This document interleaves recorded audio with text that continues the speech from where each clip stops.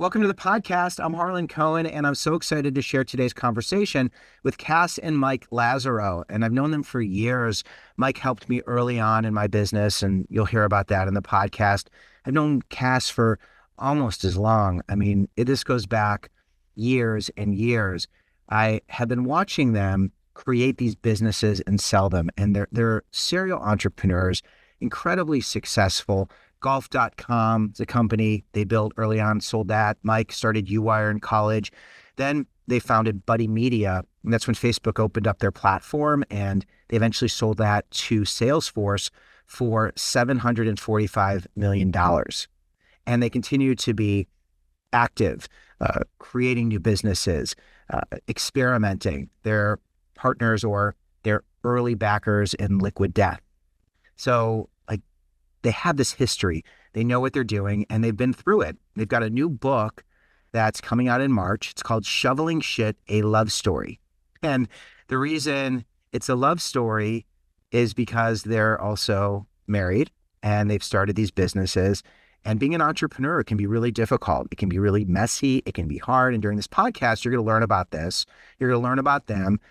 The second half of the podcast, I'm able to talk to Kass. She is the operator of these businesses. So she's involved with hiring and has great insight into that process. So any student who's looking for a job or someone early on in their career, there's some amazing advice and insight there. I love talking to them. I hope we'll get to do it again.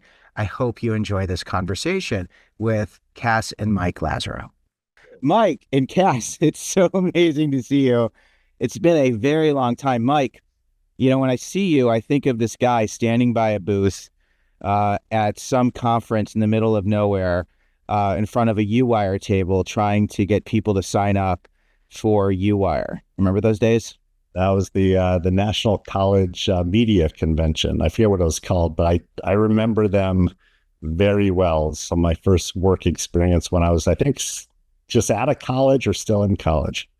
That's wild. I was looking back and I didn't realize you started UWire as a sophomore. Like you were a student when you did that. Yeah. Yeah, that was wild. And I knew you before you knew Kass because the two of you grew up together. And I think the story is that Kass, you were friends with Mike's older brother. And then how did this scandal happen? That's right. So I grew up kind of in his house. His brother, Andrew, he always had like a great space to hang out and he was very generous. And we would go over there and play ping pong, pool, and his family had incredible food in the fridge.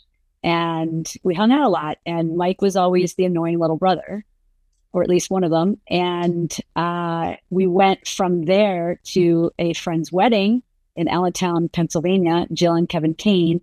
And I showed up Friday night thinking all my friends were going to get there. And it was just Mike and me with Andrew as the best man. We were paired together as speakers. We did a big toast, having never really hung out before, and it went incredible. And then we kept hanging out more and people kept saying, how long are you dating? And Mike would say very charming stories because he's pretty outrageous. And then I realized, I think I like my best friend's little brother. I love that. I think Mike, I think we knew each other. Well, I know we knew each other then because I remember the random story about the shoe. And then, there was something with that. I know it's not that important, but. No, I was blown away. I came back and I was like, oh, I met a woman. First woman I ever met. You came back and you were telling me, because I remember. I was telling everyone. I was so excited about Kass. I couldn't keep it in. I was like, I'd never met someone like her. I was like, okay, can't fuck this up. That's the best, man. That's the best. And then you two obviously form this wonderful relationship and alliance and continue to be not only partners in life, but in business. And then I just wanted to also tell you, Mike, when I look back at the people, because I talk a lot about people, places, patience. Yeah. Who are the people in your corner who have been there and done it? And for me, a lot of my life has been like a lone wolf a little bit. I've kind of been doing my thing. You all have a different kind of business and a lot of collaboration. And so I'm very envious of people who collaborate. I'm working now to collaborate more because I recognize you can only go so far on your own. And I've really been actively working on that. But man, you were so nice to me. You were so supportive. and you helped me to get my first book deal. You were always, someone who believed in me. And I just wanted to thank you for that, because I really am so grateful. Well, it means a lot. We were all very young. I really liked you. I thought you were a character, but also like behind the character, Help Me Harlan had this like just sweetness and humor and lightness, even though these are very serious topics that you were talking about, right? It was like, it wasn't just relationships. It was like real stuff. You're talking about depression before people were talking about that. And I thought you were onto something. And so I appreciate you saying that. And also, I think anyone in my position, knowing you at 21 years old, I was 21, probably would have acted similarly. Well, it's very kind. And the thing about the two of you, and I'm going to, there's a great introduction before this that just talks about how fantastic you two are, and what you're doing and what you've been able to accomplish as a team. But the thing is, you have hired lots of people. You have let people go. You have started businesses. You have almost lost your businesses. You have taken a tremendous amount of risk, and you have had tremendous reward. But along the way, it's been really challenging. And I think that a lot of people don't recognize this. And I want to start with your first job with both of you. And I know, Mike, and we'll get into yours, but Kass, I know you graduated from Dartmouth. And then tell me about your first job. How did you even choose that job, and what was your dream? So I didn't quite know what I wanted to do coming out of college. I think I'm similar to most kids, even though they might not admit it. And I think a lot of kids right now are following what they think they should be doing. So I never really did that. I was the fourth kid. I pushed up against those kind of should be mentalities. I graduated with an economics degree, no clue what I was doing. My father said, you should be in consulting. I went into some management consulting and investment banking interviews. They gave me some crazy question about, I don't know, it was like a 5-paragraph question where I had to answer 6 different things. And I just walked out of there saying that was a joke. I didn't really feel comfortable with most of what I was hearing as jobs out there. So I happened to apply, just went home and started applying for jobs, and might have been like the only graduate from Dartmouth without a job. And I worked at an economic consulting firm called eConsult, and no idea what I did. Zero. I have zero idea what I was doing. I sat in an office by myself, no windows, looking at old spreadsheets. I don't even know, maybe using Word Perfect. That was it. I did that for 8 months. Yeah. That was your dream job. Yeah, that was my dream job. Yep. And then from there, where did you go? I changed to an actual management consulting firm out of Virginia. And here's a little trick to anybody who's listening. Use your parents' connections. I know there's like a lot of shame in this whole Nepo baby stuff, but I don't even know how we're supposed to have connections as kids. Right? You can do the best you can and hustle. But my dad had this one particular gentleman who was the president of a consulting firm that worked with the government. He hired me on the spot, and I was then shipped off to sit at a government office in Rosalind, Virginia for the next, I think it was almost 2 years. Wow. And yeah. That's fascinating. And did you like that job or? No, I didn't like the job, but what I started to learn were skill sets in terms of how you communicate to people, and that I was very good at that. And I was never afraid to ask questions. Again, I think it was my fourth child, need to get heard kind of thing. And I would ask questions and people would actually answer.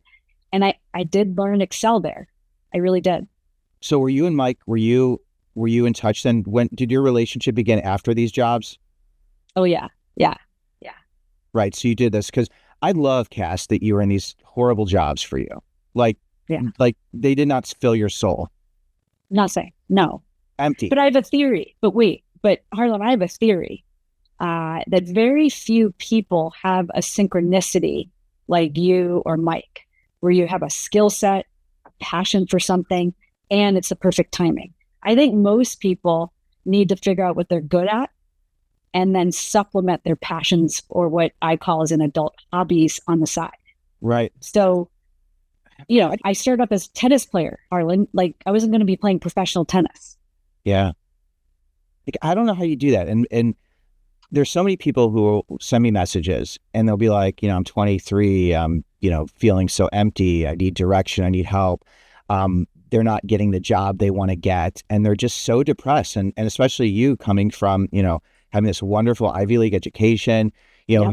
you're supposed to have a path. You're an athlete. I don't know if you're perfect, but you probably are someone who strive for perfection and has a history of doing pretty well. So when you're in this place where you're feeling this kind of soulless emptiness on this path, now you can look back with retrospect and in retrospect and say, this is part of it. But, what do you tell somebody who's in that place right now? I think, and I've learned a lot of this from how you say it on your channels, but you have to look at everything as, how do I figure out what I don't want and what I'm not good at? My dad taught me this incredible lesson because I was very lost after college. And for the record, I didn't do very well at Dartmouth. I was totally overwhelmed. It was way too hard for me. How poorly did you do? This is great. I think I got either a 2.99 or a 2.98 in college. And my first quarter, it was a quarter system, I had a C-, a D-, and a B-. I only did 3 classes. My first quarter. That is so beautiful. I love that. Mike, did you know this? Yeah. I knew it because Kass is better at most things than me. And I was summa cum laude. I did really well in school. Wow. And, I kind of keep a folder of stuff that I'm actually like somewhat better at. Kass, and kind of college was one of them. Now, I didn't play Division I sports and I didn't have any other things on my mind, but I kind of think that Kass's grit was developed as a college athlete, where she had like really hard classes, Ivy League, etiquette Ivy League.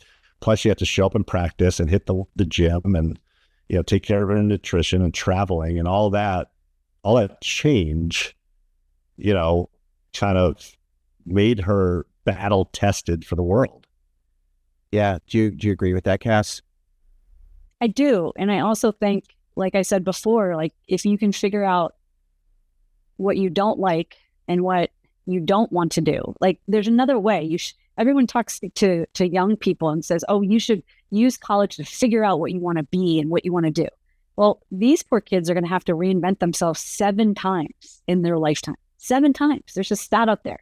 I can't even imagine that. Yeah. But I was taught, okay, try management consulting. You don't like it? Cross it off. Okay, what did you learn from it? Did you think that you were very good? What did people ask you to do? What did people come to you for, right? So I started to realize that I could corral teams. I was very organized. People listened to me. And in all those kind of jobs, then that led me to a new job in a new place where I could say, okay, I like this. I'm good at this. I don't like this. And I'm not good at this. And you talked about collaboration before. Who do I need to surround myself with to fill in my gaps? So that's what I would tell anybody right now who's struggling, especially young people. They don't need to know all the answers. They need to know about themselves. I think people are so scared. Yeah. So they're so scared. Yeah. It's sad. It's really sad and isolated. And I feel like they're incredibly lonely and fearful. I had a conversation with one of our sons who just says, like, I feel like I'm not learning anything. I don't feel that all my other friends are learning more. And I said, where's the data on that? You have no idea. Well, they know what they're going to do. They don't know what they're going to do. I had the most wonderful conversation with John Pryor, who was a lead researcher at Higher Education Research Institute for years at UCLA. And then John was one of the leads on the Gallup Purdue Index survey, which talked about long-term fulfillment and success. Yeah. And it's not where you go to school, it's what you do. And it's about those internships, those meaningful experiences, those connections with adults. And in terms of, I don't know which kid it was of yours, but this idea of success is really just measured. Like the data is if you are engaging and doing things that are meaningful for you, Right. Purpose. right, that's going to serve you and have a profound impact. And I think, Mike, it sounds like you somehow during your college years stumbled upon something that was meaningful. Like, how did that happen for you? Yes. So I wasn't looking for it, but I got into the journalism school at Northwestern because it was the only way I could get into Northwestern or really any good school. And the internet happened. And when I say it happened, it had been around, but this is 1993, 13 million people on the internet. It went from a research and university tool to a little more mainstream. And then, 1994, 95, 96, you had Netscape, which was your interface, and then Yahoo organized the internet. And I was a journalism student studying how information is created and distributed at a time when the world's greatest distributor of information, the internet, invented. And so it was just luck. And it hit me hard. I was interested in it. I couldn't stop just tinkering. And it just led to like, oh, wow, this is going to be big. This is going to like transform a lot of things. And that's why I started that first company, UWire. Yeah. Well, for people who don't know what UWire was, can you explain that? Yeah, it was Associated Press like wire service for student media. So at the time, Daily Northwestern was running about 30% of the content was just regular wire coverage from AP and UPI, and it had nothing to do with students. And I went to look for student content, and there was nothing that exists. There was like this crappy service from the Tribune Media Services. And I said, okay, let's create it. And so I got a bunch of campus papers to contribute stories in exchange for the other stories. And we got it up to 700 campus newspapers. And it was really, most importantly, it helped me understand a market. It helped me deal with fear, like calling people up and asking for things. And it put me on a path that I'm still on today, which is inventing stuff that doesn't exist. Yeah. Well, you were curious. It sounds like you were really curious, and your curiosity, this is something I've really been trying to push, is when you could be wildly curious without being tied to outcomes. Right. I'm incredibly curious. Like I'm a tinkerer. Like Kass knows, on Saturday, I went into a hole for 11 hours, working on AI stuff just to learn it. Yeah. That's a whole other thing. I know, in terms of when we were in college, the whole birth of the internet, and now the whole AI piece, which I've been, really trying to understand and work and see that role. But that curiosity, the curiosity, you said you were afraid, and this role of fear versus curiosity. How were you able to overcome your fear and let the tinkering and curiosity really drive your risk taking? So, I was riddled with fear that was really based on what other people would think. So I was scared to ask a girl out. Right? I went to an all guys school, so I didn't love that part. And I was scared, not like, it's not like physically scary, but like, oh, what if I get rejected? What if she thinks I'm a creep? Right? I was scared about what my parents would think if I didn't go into journalism but went into the internet. So I was constantly, and then I almost died in my junior year. My heart valve burst. I had 0 blood pressure, 3 hours to live.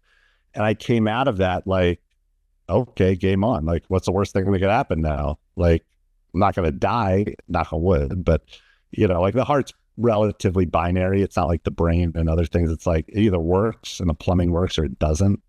So I got an artificial heart valve and a bunch of different things to make it work. And I just came out of that fearless. And I was like, and it led me to think like, what's the worst thing that could happen if I go to kiss Kass? What's the worst thing that can happen if I try to raise money? And I'm constantly looking at, is this decision being driven by like data and the right inputs, or is it being driven by fear? So, thinking about anything that you do in life, the big decisions, it's scary, right? I mean, I don't have to tell you, Like, you help people deal with change, and the change is fear inducing because oftentimes involves risks. And so, the best thing that ever happened to me was the internet. Second best thing was almost dying. And then I was off and running after that. Yeah. Cass, how about you when it comes to fear and rejection? And how did you get okay with it? Are you okay with it? So I definitely was raised in a very, very competitive family. My dad played college ball, and two of my brothers and I played college tennis. So it was competitive. You're competitive with your grades, you were competitive with your rankings, things like that. Probably in a very unhealthy way, but I was able to take that and channel what I wanted to do better. So I lost a lot. But people often come up to me, especially young people, and say, "Oh my God, you did it! You did it all! How did you do it? What's the secret?" There's no secret other than hard work and suffering, right? So I lost a ton in tennis. Yes, I was ranked, top 100 in the country when I went to Dartmouth. And I think all those losses over and over and over again gave me thick skin, which is great. And getting all the, really shockingly poor grades that I thought I would never get going into Dartmouth was great for me. And those kind of struggles allowed me to have, I don't know if it's just patience and endurance, but I think my stress tolerance went way up, right? And I could handle distress more than others. But how to help people that are feeling this, I think they've got to ground themselves with themselves. So they have to really look and say, I know that I am good at the following. I know that people ask the following of me. And that's something that they can take the first step on and try to apply those skill sets in everything they do. Yeah.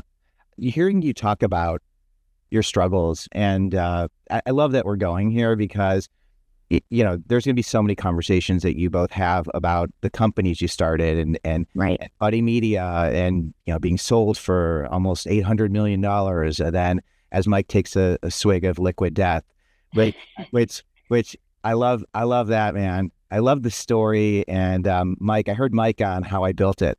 That's correct. Yeah, I don't know if I've obviously heard that one. I mean, it's such a great interview. It's such a great story. Yeah, I love the hat. And Got the swag. Kass&mike are early investors in Liquid Death. And, I heard just a quick clip about how it was Mike's marketing ability, his ability to tell a story that really stood out. And then there's been a history of the two of you really just, identifying people who are just really authentic and I think wildly curious, like authenticity, wild curiosity, and this ability to struggle. And I think the struggles of you two, Yes. what your personal struggles, I know the book Shoveling Shit, that's going to be your upcoming book, forthcoming book. And I can't wait to read it. I'm so excited about it because I want to hear about all of the shit you shoveled while building these amazing businesses. But I really want to go a little deeper into these pieces of those things that riddled you with fear and insecurity before you had a reputation and Right. and money to burn and to experiment with. Like Mike, I know we talked a little bit about the fear of going to the internet, but early on in the UWire days and in the Student Advantage days when you were working as part of a team and your company was acquired, what were you really insecure about? So, most of my insecurities were, as I said earlier, social anxiety, and it had to do with what other people would think. And, asking someone for money to fund a business, my first reaction was how could I do that? It's a bad look. I'm a groveling idiot, right? Now, fast forward, I turned that into I'm going to give you an opportunity and make you a ton of money, right? Because we made people a lot of money. But at the beginning, it's all of this, these ideas that are based to, I call the imaginary boogeyman in your mind. Like, no one is sitting around like judging me. No one cares about most people. Like, they're not sitting at their desk saying, oh, I wonder, like, what Harlan is really thinking. They're just doing their own life. And so at some point, and I think it was during U-Wire, I got this like courage to act that didn't ignore the fear. It just like let me overcome the fear while knowing it's still there. So you're kind of acting in a way that you're not saying the fear doesn't exist, because it's fear, right? It's a kind of an emotion that exists. It's basically like, I'm going to overcome that fear. I'm not going to get rid of it. I'm not going to let it get in the way.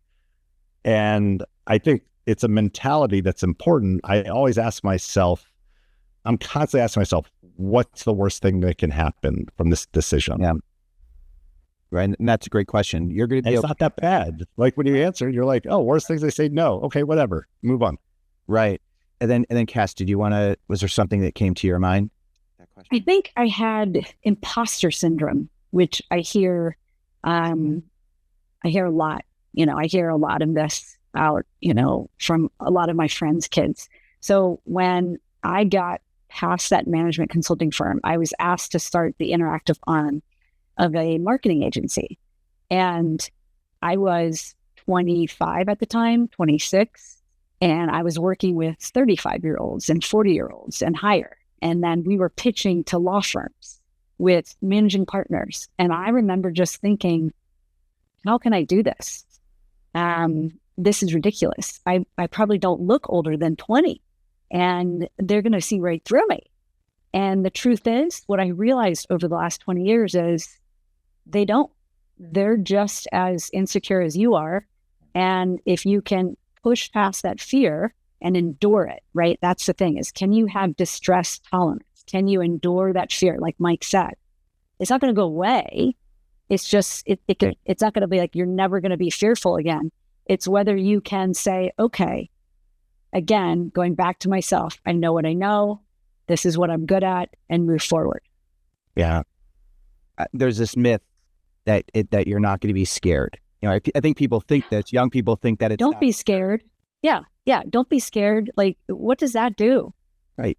Be scared shitless. You could be shaking. It's like my kid goes on a roller, and you'll still do it. And still move forward. Right. Like my kid loves roller coasters, Asher, my youngest. And, the first time he does it, he's shaking. He's nervous. Right. He's freaking out. Right. And then it's like the kid comes off and he goes, that was awesome. Right. That was awesome. But it's so scary. And most people don't have a lot of practice, and especially people who are used to being perfect or have been striving to this level, because so much is set up to be perfect so that you can then live this perfect life. Another thing I love about the two of you is that you complement each other. And I was thinking about this earlier, because I think, Mike, and tell me if I'm categorizing you right, in terms of like, you're more the visionary, and Kass, you're more the operator. You get things done. So, right. So Mike cooks it up and then you execute it. And I think one of the things in my life, when I look at what I've been doing, I've always been the visionary, and I have also been the one who executes, but I execute to the best of my ability. And my abilities are limited in terms of execution. And that's the whole idea of collaborating. Like, I'm really striving to collaborate to maximize the potential, because I also see at this point in my life, if I keep doing everything the way I'm doing it, then I'm not going to reach the potential of helping at scale the most number of people as possible. Right. So this realization between, the two of you in your roles, how do you get comfortable in your role? First of all, how do you identify, and maybe, I don't know who wants to start, that you're the operator, you're the visionary, and you're not as good doing those other things? I think growing up, like I said before, gave me an ability to see where I could jump into conversations with, my three other siblings, and figuring out how to analyze my tennis game, right? You had to figure out, what is your strength? What are your weaknesses? And protect the weaknesses. And I was very good at saying, okay, in the workforce, because I'm not going to do this, frankly, bullshit, like crazy investment banking interviews and management consulting, crazy interviews. I'm just going to rely on myself and figure out what I'm good at. When Mike and I came together, it was clear that he had massive ideas. His execution on them and whether we should execute all of them and what it would take was definitely not his strength. And that was mine. If you ask me to be creative, I am gut-wrenchingly like nervous, can't do it. I feel totally out of place. That's surprising because, I mean, you manage, hundreds, thousands of people and have to work on creative solutions to problems. People, I think, are something a topic I enjoy learning about. I enjoy hearing people's stories, their issues, working with them together, probably because in our family, it was so competitive. There wasn't a lot of collaboration like you talked about. But when it comes to like, how are we going to monetize this? Or let's think of a, different way about this. Or, hey, AI, like, what are we going to do with this? That just, I can't think up. I think kind of down. Mike thinks up. That's such an interesting way of putting it. And then Mike, with you, being able to think up and come up with all these ideas, and then just hearing Kass say, he's not as good at executing it, how does that feel? Well, it feels great because it's coming from one of the all-time greatest operations person, like probably the greatest I've ever worked with. So, it's like, I mean, pick your favorite player, Chicago, Michael Jordan saying that I'm better than you at like, free throws, like, okay, whatever. Like Kass is very good at that. And I remember very early on at UWire, I was living in, the fraternity with, 3 friends, one in a tiny room. One of them was Seth Meyers. And I loved doing the product. I loved thinking about what we could do with UWire. And then I had to send out like invoices to customers and I had to like pay people who were working on it with me. Right. And I would just get so down because what I loved about UWire, I was getting worn down by the business. So I like, you think of like a shoemaker who loves making shoes, but then they're also running the store. Right. And so they're so far from like what their passion of like crafting shoes. And so when I met Kass, I was just like, oh, this is great. Like, you love that stuff. Like, Kass thinks in spreadsheets. I think in like, video and word processing documents. Like, we went to start writing the book and she's like, okay, well, let's go. And she pulled up a Google Sheets. I'm like, no. We're not writing a book in a spreadsheet. Which basically said everything about us. Right. And you love each other for who you are. Yeah. And appreciate each other, right, in inside the office and outside. And it's really appreciating who you are and really embracing that.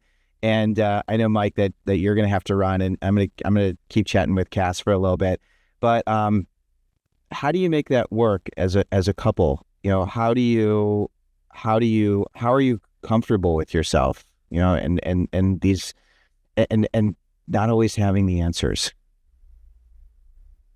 Mike, you want to go? I don't know. Do it. Sounds like a landmine that I have to. Well, thank you for having us on like marital counseling. We appreciate it. Let me just start by saying, like, just because we've worked well together and created great companies and great kids and a life that we could have never imagined does not mean it's been easy. So every relationship that matters in all of our lives take work.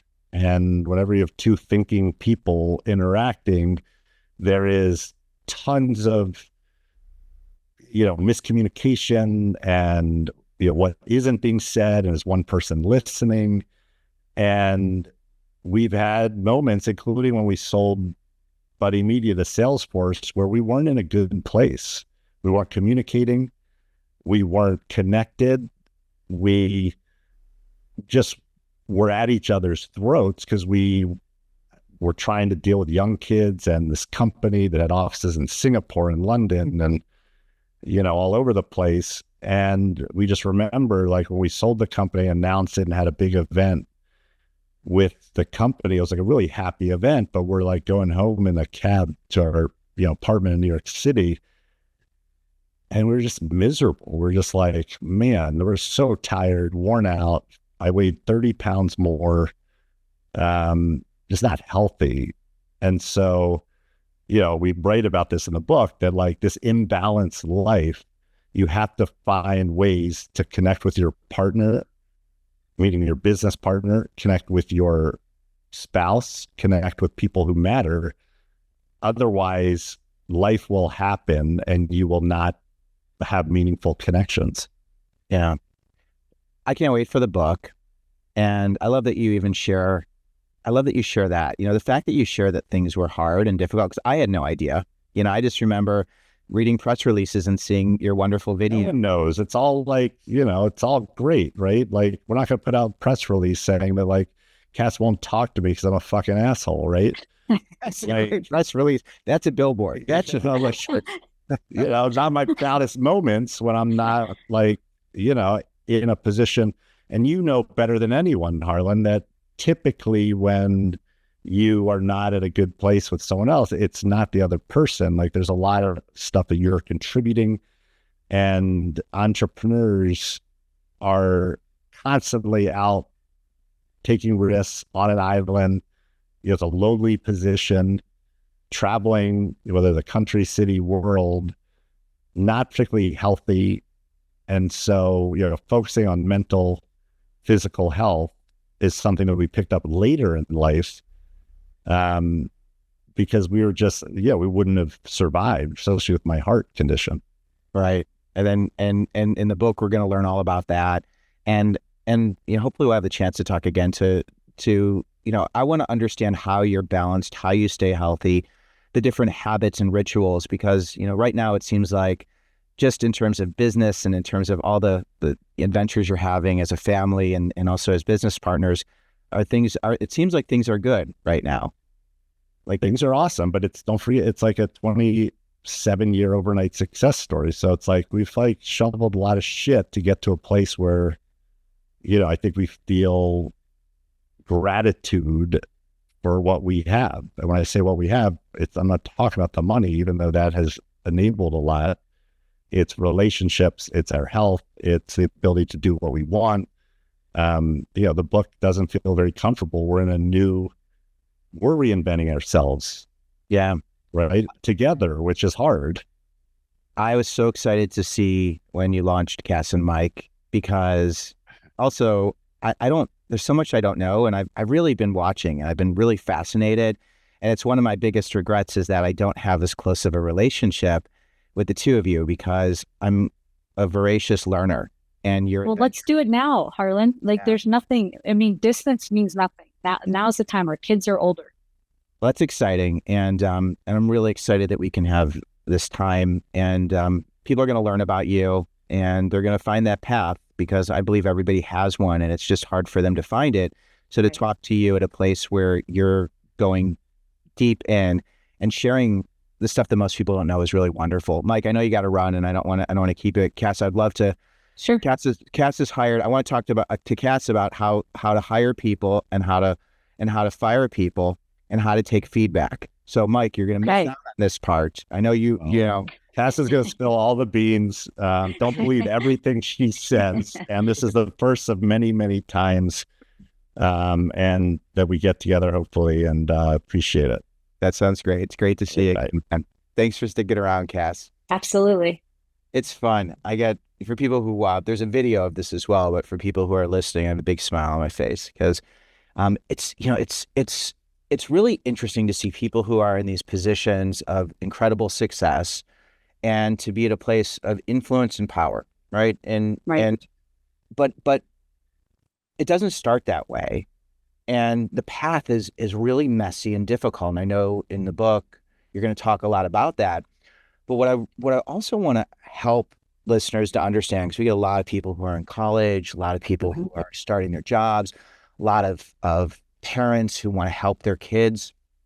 So for that student who is interested in an internship, and they're worried about interviewing, how should they even approach that? 'Cause now you've hired hundreds of people, right?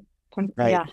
Right. And so, so help me to understand, what do you look for?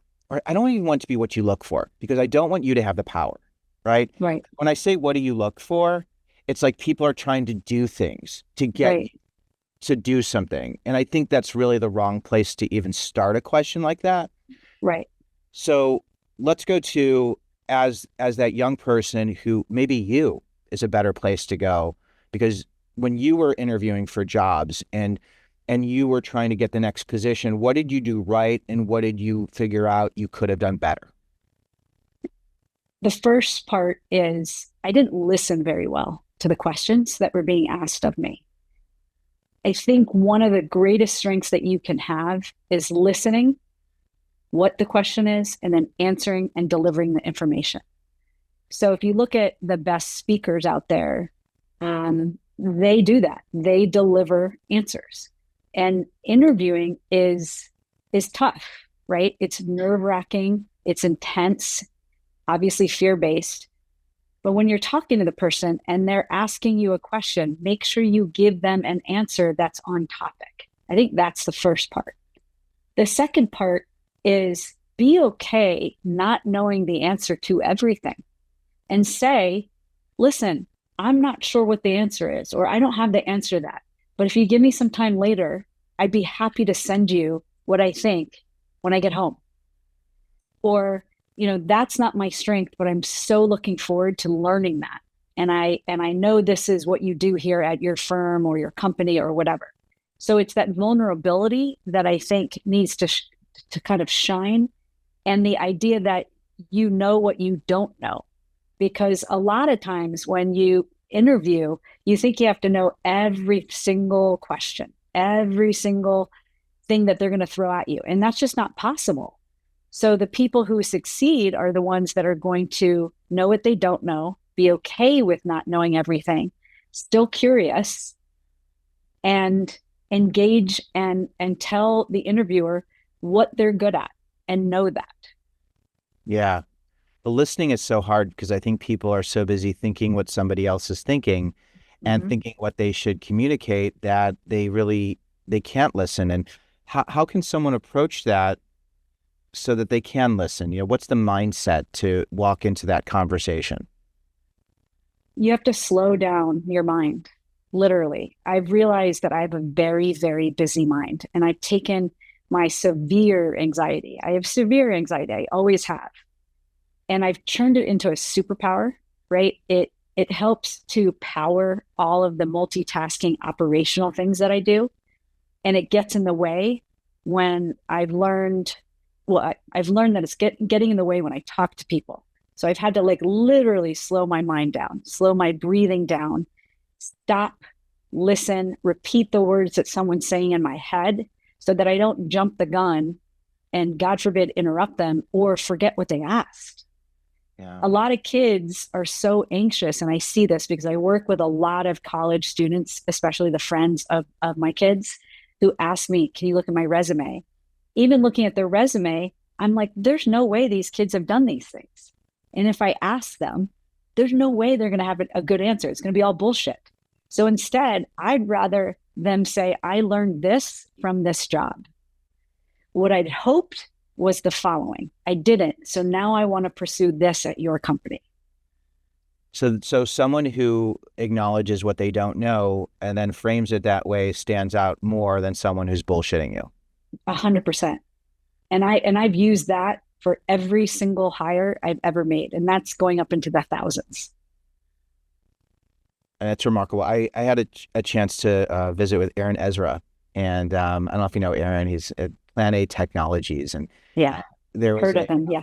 he's very generous, and he posted a LinkedIn story of how he was interviewing for this position, and this engineer didn't know the answer and said, "Let me show you how I find the answer," and opened up whatever program it was that engineers use, filled in a few prompts, was able to get the answer, and they were blown away.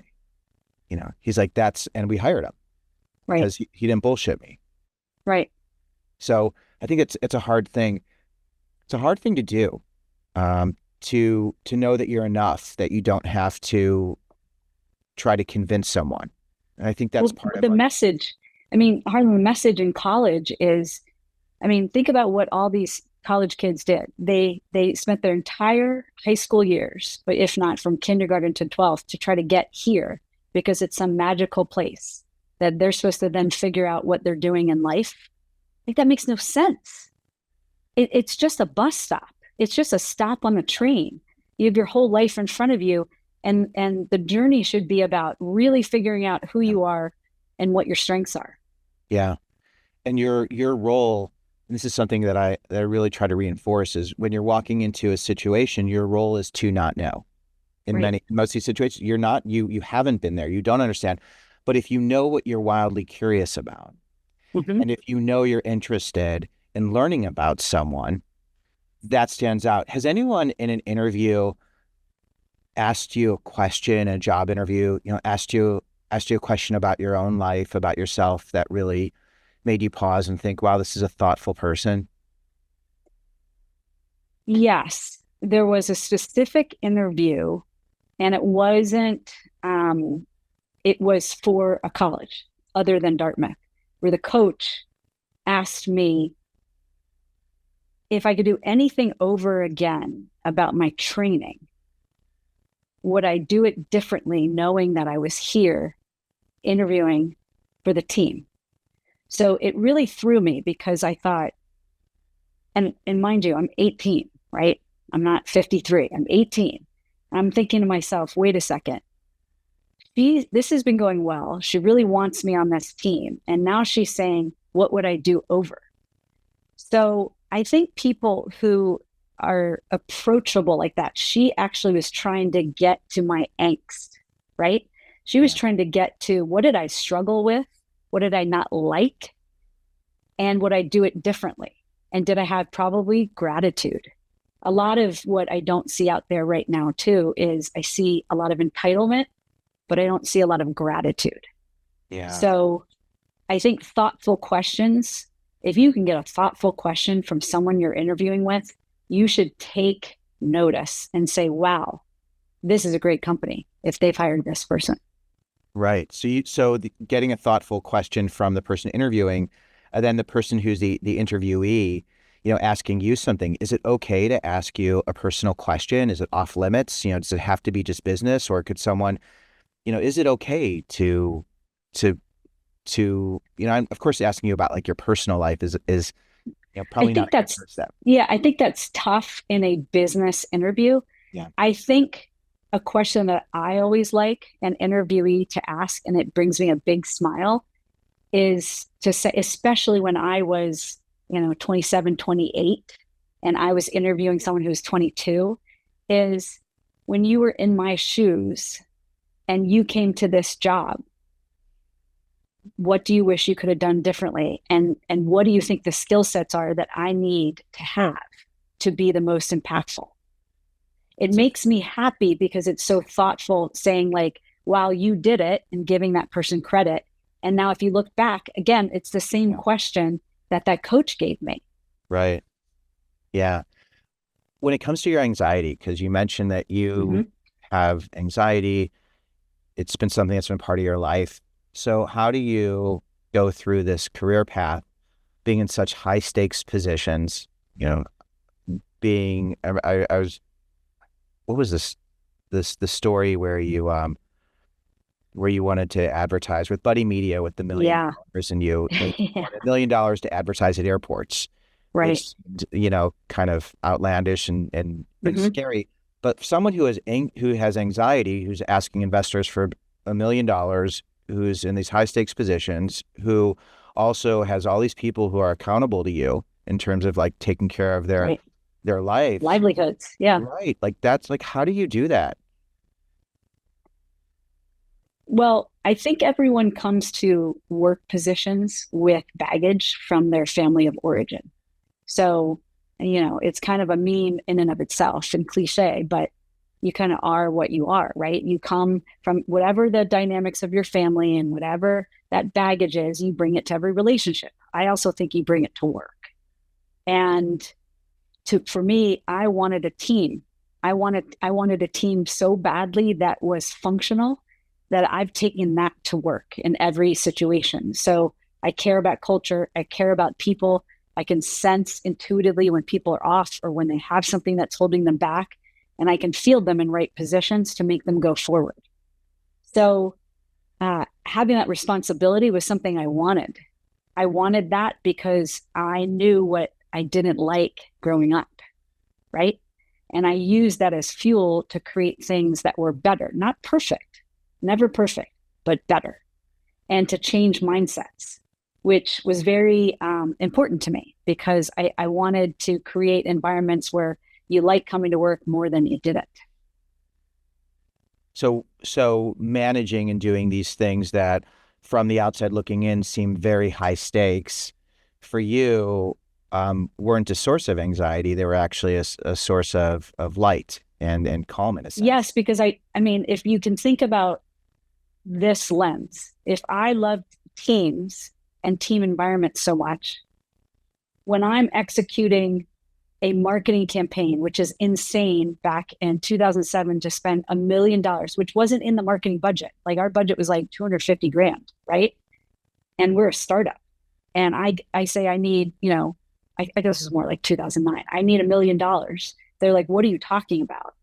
And I do it. Do you know where I'm going? I'm not going to how I'm going to box out every single competitor. And we had 150 at the time in social media. I'm going also to, can you imagine the pride that every single employee is going to feel when they go through the airports during the holidays between Thanksgiving, Christmas, and New Year's, and they see that our billboards are there? It's gonna make them so happy to be a part of this team. Yeah. I mean, that's a whole different angle. Right. So I look at things like that. How do I make an impact? That's interesting because it's emotional, and it's like people look at business and I think they look at it through a lens of, spreadsheets, because you also talked about how great you are with Excel spreadsheets, but you could be great at Excel spreadsheets and you can also still be emotionally driven in your leadership style. Would you say that's accurate? Like yes. And you have to be, and you have to, I think laughter is one of the greatest things that you can bring to any work experience. So to the young people listening out there, laughter is great. And if you can smile and have a sense of humor appropriately with appropriate boundaries, and the company you're interviewing for doesn't, it's probably not a good fit. Right. Because remember, you've got to work for 60 years, right? 50 years, and you're going to reinvent yourself 7 times. So you got to find a place that values who you are intently. And the way I led was exactly how my dad led at his law firm as the managing partner, with humility and laughter. No one was better than anyone else. There was no, this person works for me. It's that we work together. Yeah. That brings up I don't want to leave anxiety alone yet. Okay, let's talk about it. Because so work and the things that I would perceive as being anxiety producing really didn't produce that anxiety. So what role has anxiety played in your professional life, and how have you been able to manage that? So I've had anxiety since I was a young child, and it was undiagnosed until I know when it was undiagnosed. It was diagnosed after I quit tennis. So imagine playing or working out or lifting for 3 to 6 hours a day, and then you cut that off. So there's no more endorphins that are combating the anxiety. I knew I was anxious because I was always trying to do things. My mind was really busy. I always had trouble sleeping when I was a child. I was super fidgety, not hyperactive, but super fidgety.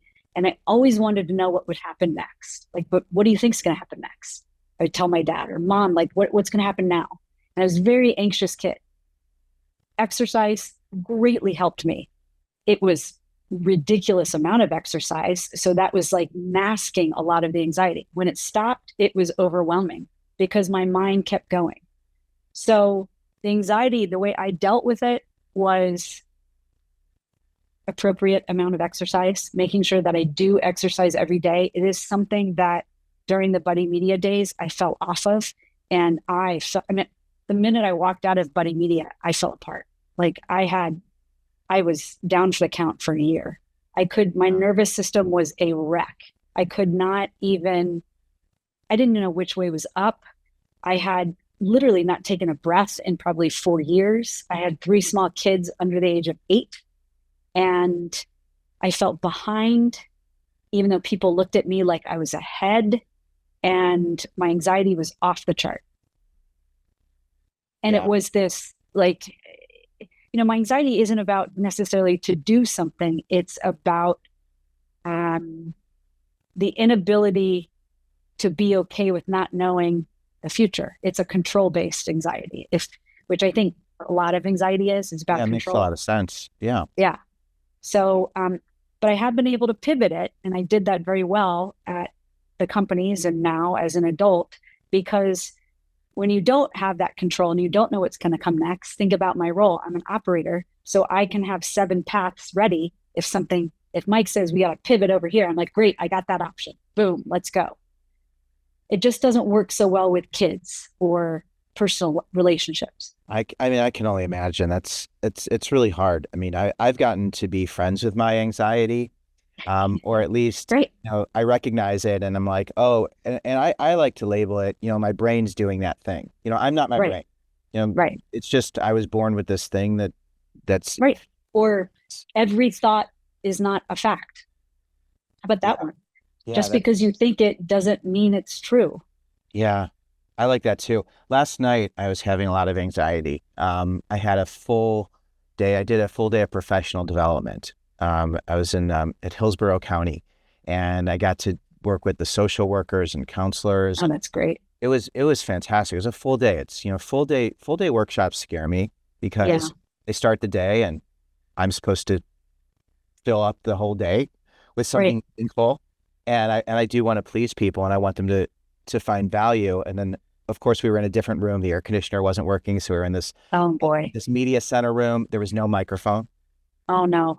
So I have not worked without a mic. I don't even know in how many years, and to have a full day made me so anxious. Yeah. And so what we did, and this is really interesting, is I'm gonna make a video of this later because I was so off, and I've gotten so good at recognizing when I'm off. That's great. I'm usually really like I can keep it together, and I've also gotten so great at being imperfect. Like I've really owned that. It was one of the scariest things, even in the early days. I have an ego. The ego says, oh, ego gets always in the way. Yeah. Oh, it's like you have to know the answers, and you have to be perfect to a certain degree. And so I was really anxious. And then the media was flickering. It was a mess. And then they introduced me, and literally I think I had like 5 seconds before things were working till when I had to start. And then I said, and I was very honest. I'm like, I just want to tell everybody I'm really excited. I'm really a little thrown off right now because of all of these changes. Is there anyone here who knows how to do breathing exercises? So I figured I'm in a place. Breathing has been big part of my life now too. Yeah. And just breathing.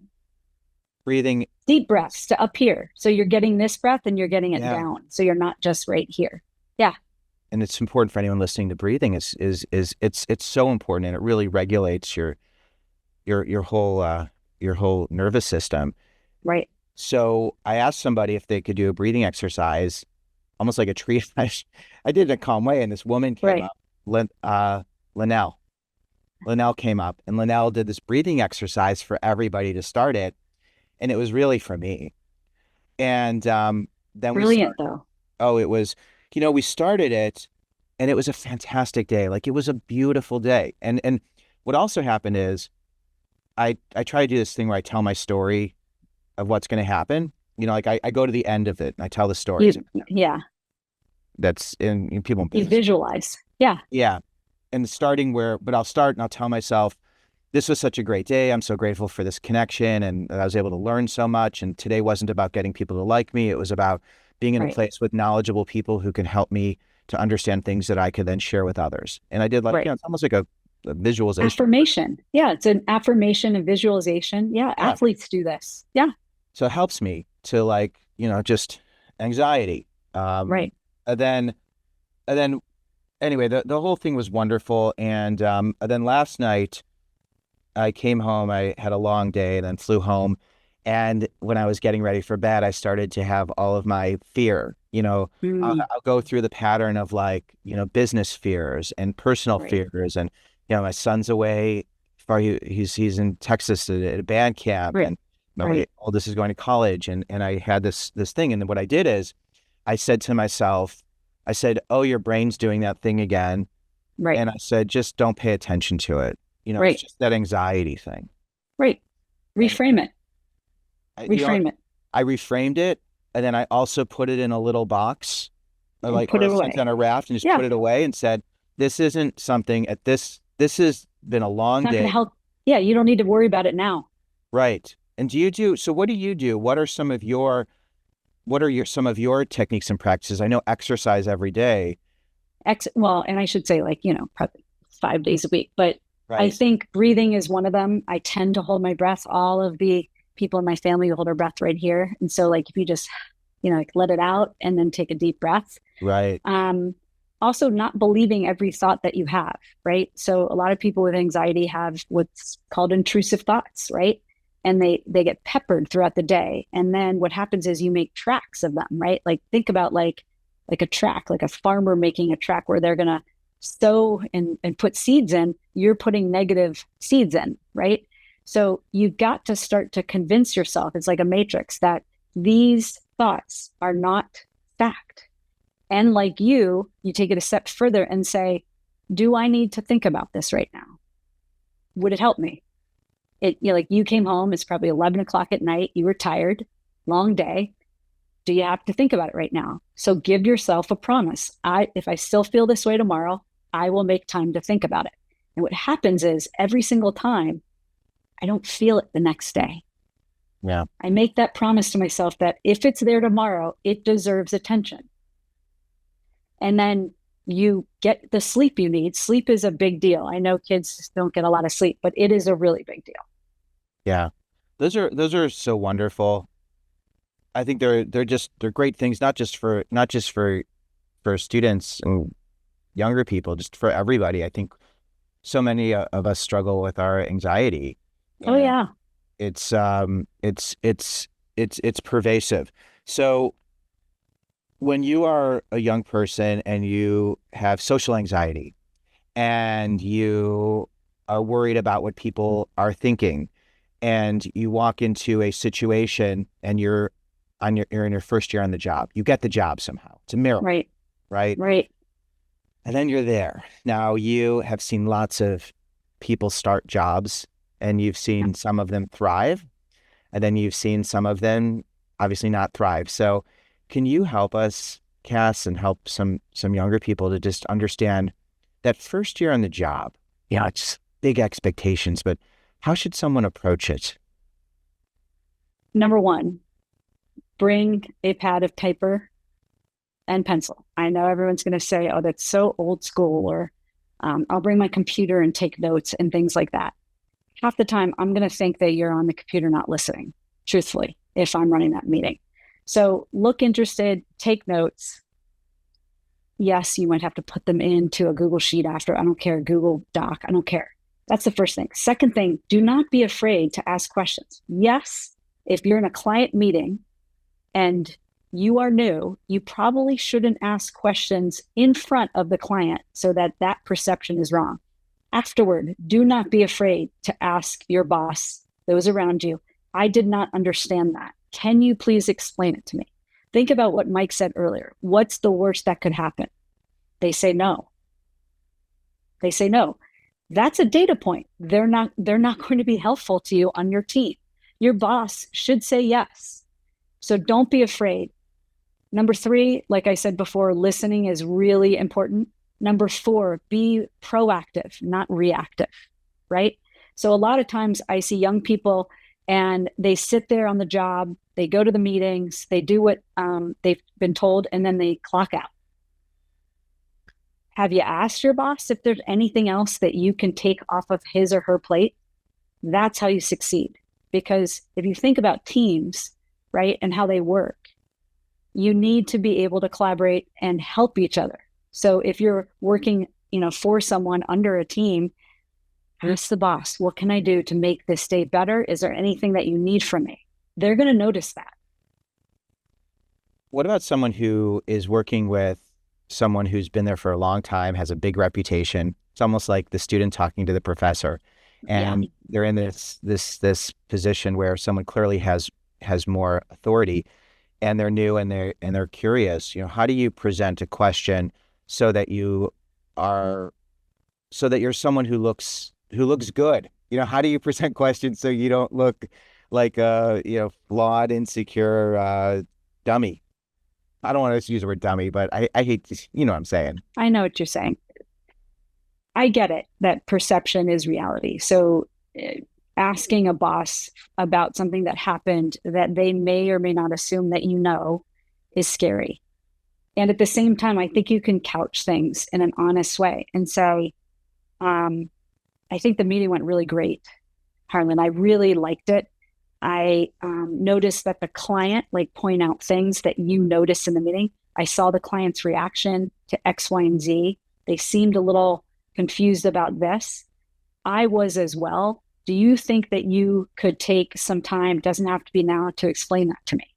That shows you're curious, you're paying attention in the meeting, and that you find it important to understand what your boss is saying. Yeah. And so really understanding your role and right. Being observant, and then using observant. Yes. Right. Yes. Using that as a way to then fuel your question or curiosity, because that's your role and that's your job. So the things you mentioned that help someone stand out are wonderful tips that I think everybody should embrace.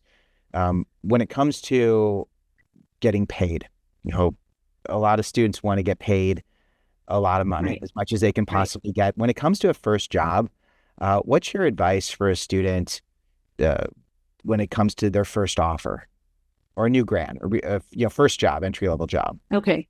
Well, first, I think you need to do a little research. Google what first years make in whatever specific industry. I think that'll give you a ballpark. And I can tell you right now, as a hiring person, like when I was the hiring manager, I was not taking people who shot the moon.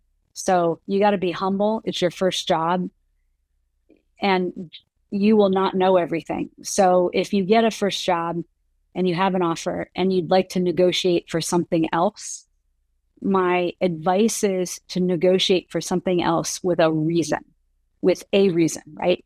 So I am moving here, and I was wondering if it's possible you can go up $5,000 in my offer, or my rent is this. Tie it to something that is reasonable, and then that becomes a reasonable conversation. In that, you will not look offensive. If you just say, I want this, people are making this is what I think I deserve, as your first job ever, you're not going to get hired. Yeah, that's great. That's great advice to contextualize it with something, with a particular need.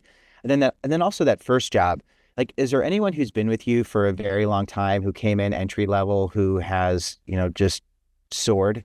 Yeah. I think of Brittany White. She came in as, she was a paralegal. I always say an abused paralegal at a law firm, because they literally do so much for the lawyers at the firms. And she was Mike's first assistant. And there are a lot of people who quit that role because Mike is got big ideas and he's constantly changing what he's doing, and it's a lot. She was the only person I've seen to make a dent and not take what he did in a kind of offensive, or I'm not saying he's offensive, but in a personal way, because he is so brilliant, but it's hard to keep up with him, and it's hard to know what he wants. So after she was there about, I want to say 4 weeks, 5 weeks, I said, we're going to find you a new assistant. And Mike said, what are you talking about? I love Brittany. I just love Brittany. And I said, I do too. And she's going to make an incredible operator. And he goes, well, who are you going to get? I'm like, you're going to have to learn to deal with some things on your own. So he eventually got someone who could help him, because his schedule just changed every 5 minutes. But Brittany then became my number 2 in terms of operations, totally help us grow and create the culture at Buddy Media that I think we're kind of known for. She then went on to stay at Salesforce after Salesforce bought us, kind of grew the ranks there. And then she went to, are you ready for this? MIT Business School. Like unbelievable, got into MIT, went there, did it all through COVID, came out, and now, she's like an SVP of ops on her way to becoming a COO. She's incredible. Wow. So what character traits did she have early on that made you think this would be a good hire? I think when she came as a paralegal who, like I said, and I'll say it because I come from a long line of lawyers, was abused, she had a toughness about her. She understood how to struggle, and she knew distress, right? And she had a high tolerance for distress. And when you can get people like that, former athletes, like we had this incredible employee, Erin Leahy, she was a professional ballet dancer. And, the distress those people go under is unreal. But when you can get that, then at a startup, which changes on a dime, and things are not written out. This is not like going to like a big six firm where you know exactly what you're doing. Here's your billable hours. This is when you get to work. This is, that kind of thing. Then they're going to be able to withstand how much stress is, that comes from a startup. So yeah. I really looked at her ability to stay positive and understand struggling. What about a student who comes from a school that isn't as well known of a school or as highly ranked of a school? How does education factor into your assessment of a potential employee? I don't remember where Brittany graduated. I don't remember. I know where Jeff Ragavan graduated because he was given a doctorate there, and we went and celebrated with him. He was our head of all revenue, and then we made him a co-founder. He went to Oswego State, I think. I don't care. He wrote in on Facebook through somebody else to Mike. Yeah, I don't care. I'm not even sure all of the people I knew graduated. I don't care about education. I learned to struggle, and that was my best skill set, along with this wanting of a team so that I could do things in a kind of compassionate way. I don't care about education. I care what you took out of it. I don't care about the classes. I don't care about grades. I'm embarrassed sometimes to say that I went to Dartmouth because I feel like I should have done so much better, and I didn't. But it really impacted who I am because I did struggle, and I had to learn how to struggle there and still be okay. That's interesting that you would feel anything but a sense of accomplishment and pride in the work you did and all you managed. But you feel that? I feel it was really hard. I should say this, and you'll read this in the book. At 38, I was diagnosed with dyslexia, and it was the neuropsych who diagnosed my oldest son with dyslexia, who said, I think I want you to take this part of the test, and I did it. And then everything made sense.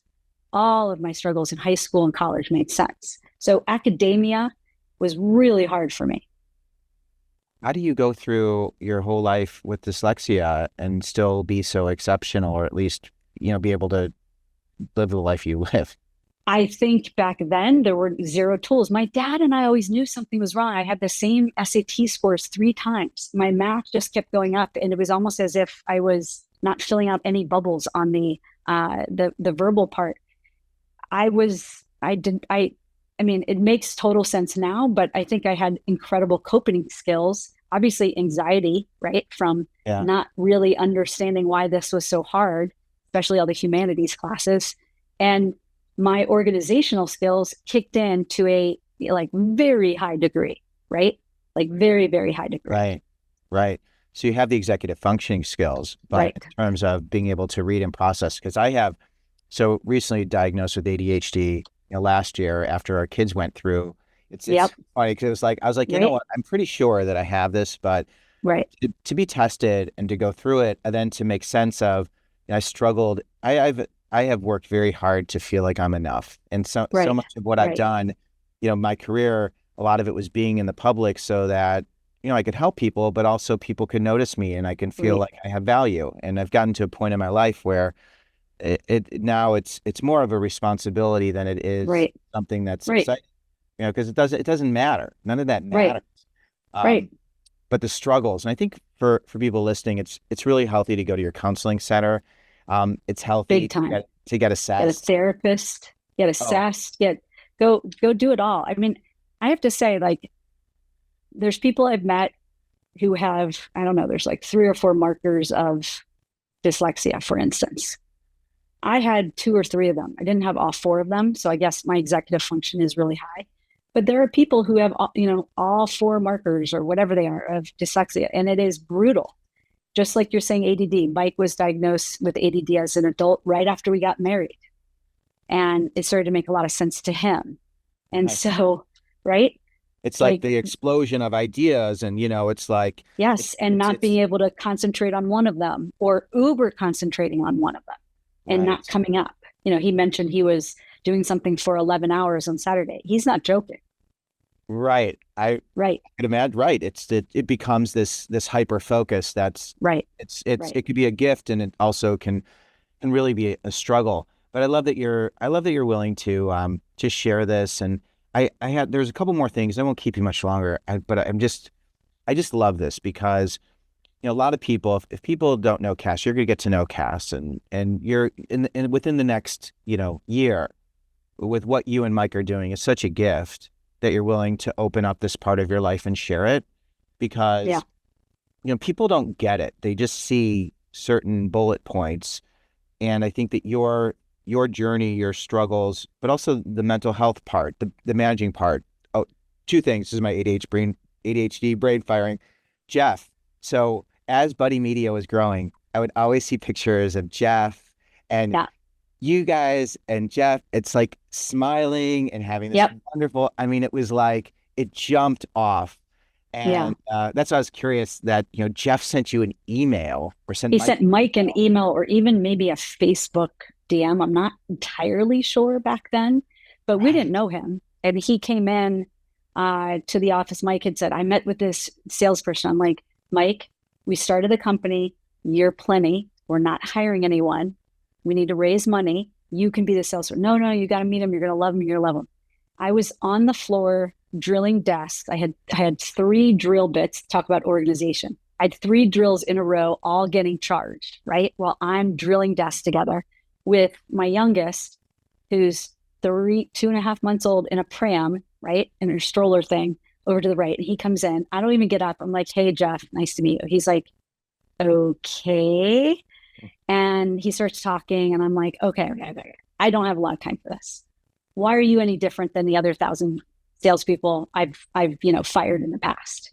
He's like, okay, really? And he starts listing it. And then before I know it, he starts using his charm, and he starts talking to me, and I start like talking a little bit more. And now I'm stopping, and I'm listening. I get up on the chair, and I'm listening to a little more. And then I'm like, what am I doing? Okay, fine. Like, Jeff, listen, I don't know if we're hiring anybody. He goes, look, hire me and I will bring in a deal the first day. I'm like, oh, okay, simmer down, buddy.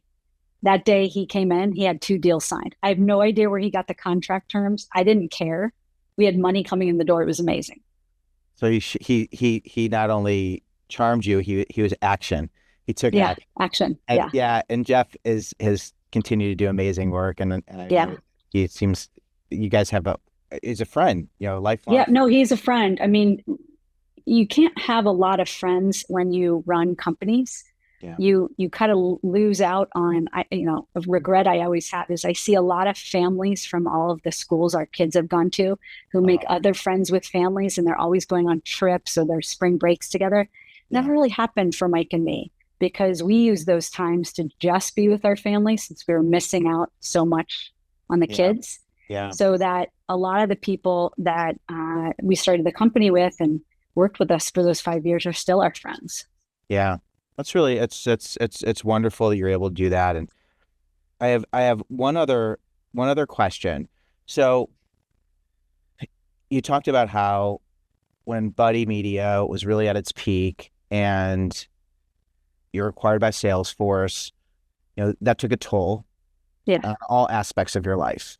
Right. And, some people would say in order to be successful to that level, you have to burn on both ends. Like, this is part of it, right? Like that is the journey to be a uber successful entrepreneur. And then my question for you is, do you think there's another way to do it? And could you have had the success that you had and still had balance in your life? I have a theory that you can only do one thing very well at a time. So if you think about the contrary, you can do a lot of things okay. You might be able to do a few of those things great. But if you want to nail something, you've got to be all in. And we were all in, so much so that Mike and I had conversations that we were sacrificing our kids. Like, I knew that I was not going to be there for my kids when they were young in hopes I could get there for them when they were older.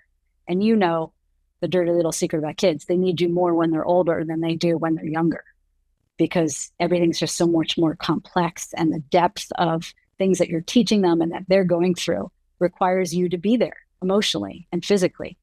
So looking back, could I have done it differently?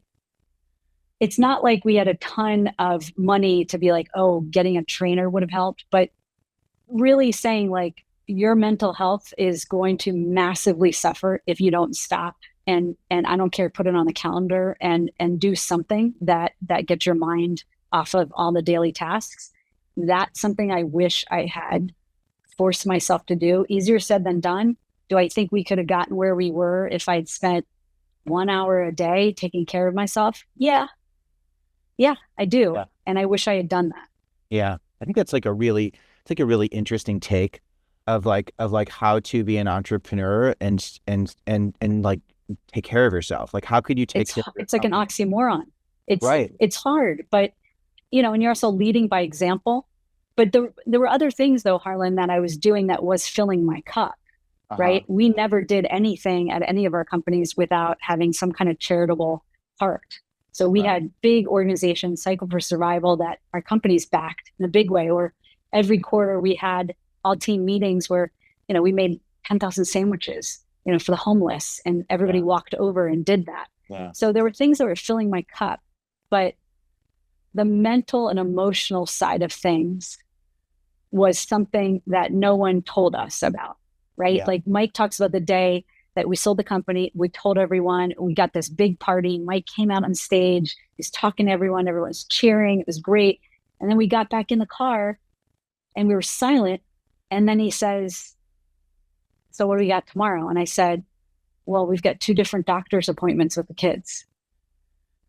And he's like, well, I've got a meeting. And I'm like, okay, well, you're still going to have to take one of them here because I can't be in 2 places. He's like, okay, then can you come pick up, you know, Cole and Miles after? So, you know, the struggle is real and that life continues. And if you want to have meaningful relationships with your kids and you know, follow traditions in a family, it's tough, but we sacrifice them in the beginning. Right. I'm thankful that, my 2 youngest don't remember as well, but my oldest does big time. That's it. Where you are right now, the new golf league. Yeah, so we bought a franchise. We did. Yeah. Oh, it looks so cool. Then and then being involved with. Are you involved with pickleball as well? Are you a team owner? Yes, we are minority owners on Gary's team, the New Jersey Fives, who just won a big tournament, which was big. That's so cool. Last weekend. Yeah. You're doing so many interesting things, and you're helping so many people. And I assume this part of your life is really, you know, serving and helping so other people can learn. That's what it is for me. Yeah, I could just giving back. Yeah. And you're so honest about, you're just so honest. It's really refreshing. And I think it just serves, because even ending this conversation, I could talk to you for the next, 3 hours. It's like, it doesn't have to end with like anything other than this is life. It continues on. Right. For me and for you, for right. everyone listening. And we do the best we can, and we learn and we grow, and then we serve. Right.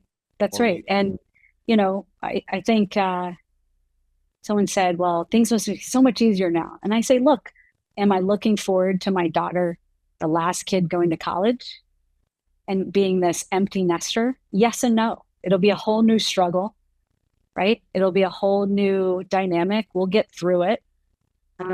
But what I'm really passionate about now is taking all the lessons that Mike and I have learned, being real about it, and helping people, so that instead of just like you talked about wanting to scale all of the incredible messages that you have and the way you help people, we want to get this out to people so they don't kind of have the pitfalls that we did and can think in different ways. So I think we're alike in that way. Yeah. Well, I'm so happy we got to have this conversation, and Shoveling Shit's going to be coming out in the spring, and it's going to be a wonderful book. And I know that you and Mike are so embraced, and there's so many people who really want to, want to shine a light. And the fact that you're willing to open up this part of your life and share this, I know there's so many people in all phases of their life that will really benefit from this. So I feel very blessed and grateful to be able to share space with you two at this point, because I know without a doubt what's going to happen in terms of that part. So to have this is really wonderful, and I'm excited to continue our conversation. And please, it really makes me it makes me fill with light thinking of all those wonderful experiences. And also, I'm on a mission, and I hope that offline, I got a couple of things that are going on, and they're collaborative efforts that, I've got to figure it out. Oh yeah. Cause it's like, I just want to help, and I want to figure this out. We are alike in that way, Harlan, and I know it. I can feel the same energy. So let's figure it out. Let's figure out a way to work together on whatever it is you're doing.